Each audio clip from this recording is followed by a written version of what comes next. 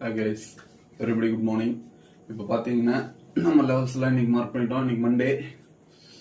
So என்ன நடந்திருக்கு, போன வாரம் நல்ல ஒரு ஃபினிஷிங், ஆல் டைம் ஹை போயிருக்கு. ஸோ இதுக்கு மேலே போனோம்னா 25,350க்கு மேலே கேண்டில் சஸ்டெயின் ஆகணும், அப்போ தான் அது மேலே போகும்.